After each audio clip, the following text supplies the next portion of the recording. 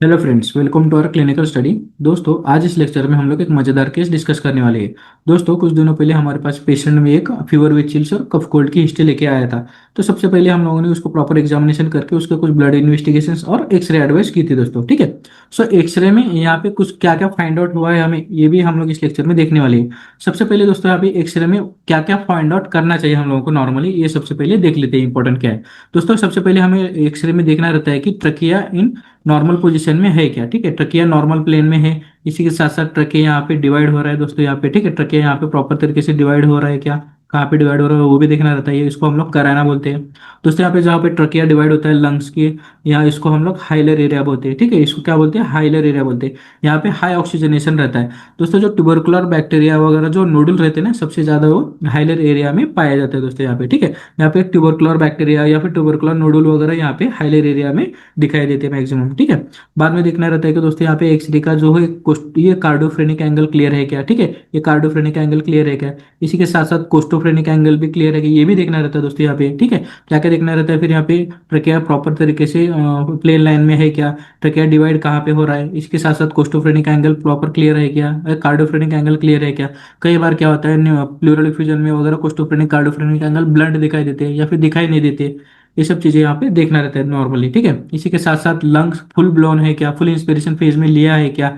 इसी के साथ साथ जो है लंग्स में जो फुल इंस्पिरेशन में लिया है तो यहाँ पे जो ब्लैक पार्ट वगैरह ये ऑक्सीजनेशन का रहता है दोस्तों यहाँ पे। ठीक है, जो कुछ व्हाइट व्हाइट पार्ट वगैरह रहता है या फिर जो प्लेगम रहता है या फिर यहाँ पे कुछ निमोनिक पैच वगैरह है क्या, ये भी देखना रहता है दोस्तों यहाँ पे। ठीक है, सो नॉर्मली हम लोगों को ट्रकिया डिवाइड प्रॉपर तरीके से है क्या, कोस्टोफ्रेनिक एंगल, कार्डियोफ्रेनिक एंगल, इसी के साथ साथ हाइलर एरिया में कुछ फाइंडिंग्स वगैरह दिखते हैं क्या, ये सब चीजें वगैरह हम लोगों को यहाँ पे नॉर्मली देखना चाहिए दोस्तों। ठीक है, लेकिन यहाँ पे इस एक्सरे में हम लोगों को क्या क्या फाइंड आउट हो रहा है ये सबसे पहले यहाँ पे देख लेते हैं दोस्तों। ठीक है, सबसे पहले यहाँ पे देख सकते हैं कि दोस्तों यहाँ पे जो कोस्टोफ्रेनिक एंगल है प्रॉपर तरीके से थोड़ा सा ब्लंट है।